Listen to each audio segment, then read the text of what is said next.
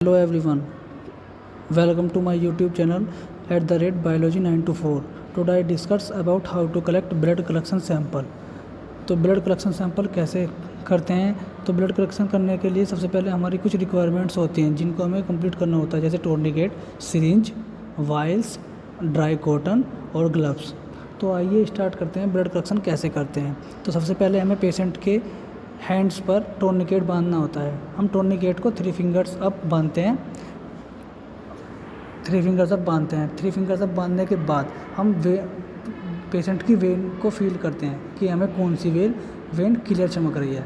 जो हमें अच्छे से वेन दिखाई देती है उसको हम ड्राई कॉटन से एंटी क्लॉकवाइज क्लीन कर लेते हैं। उस एरिया को एंटी क्लॉकवाइज क्लीन करने के बाद हम सबसे पहले ब्लड कलेक्शन करने से पहले हमें सबसे पहले अपनी सिरिंज को एयर फ्री करना होता है। एयर फ्री करना होता है, बट हमें एक बात ध्यान रखना है, कभी भी हमें एयर फ्री उसकी कैप को हटाकर नहीं करना है, क्योंकि हमारे इन्वायरमेंट में डिफरेंट टाइप के बैक्टीरिया प्रेजेंट है जिसका हमको नहीं पता है। तो इसलिए कभी भी हम सिरिंज को एयर फ्री उसकी नीडल को हटाकर नहीं करते। उसके बाद फिर हमें सबसे पहले क्या करना है, एयर फ्री करने के बाद हमें धीरे धीरे वेन के पास सिरिंज को ले जाना है। 35 to 40 एंगल्स पर उसको प्रिक करना, वेन को प्रिक करना है। प्रिक करने के बाद जब हम प्रिक करते हैं तो हमारी जो सिरिंज होती है उस पर एक थोड़ा सा स्टार्टिंग पर ब्लड आता है। यदि हमारा ब्लड वो उसमें शो होता है तो हमारा जो प्रिक हुआ है वो एक्यूरेट हुआ है, वरना एक्यूरेट नहीं हुआ है।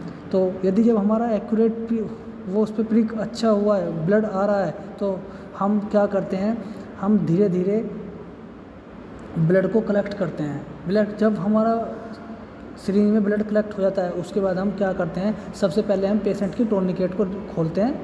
खोलने के बाद उस पर पेशेंट से बोलते हैं कि आप अपनी मुट्ठी खोल दीजिए।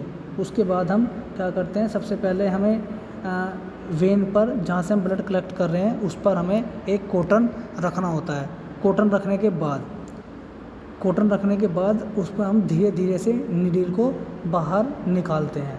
और याद रहे, कभी भी हमें नीडल को फास्टली बाहर नहीं निकालना है, उसको स्लोली बाहर निकाल लेते हैं। उसके बाद हमें जो भी टेस्ट लगाना होता है या जो भी टेस्ट की रिक्वायरमेंट के लिए हम ब्लड ले रहे हैं, कलेक्ट कर रहे हैं, उस वाइल को हम यूज़ करते हैं। अब हमारे पास यदि हमें EDTA वाइल चाहिए, EDTA क्या होता है, EDTA एक एंटीकोगुलेंट होता है, ethylene diamine tetra acetic acid.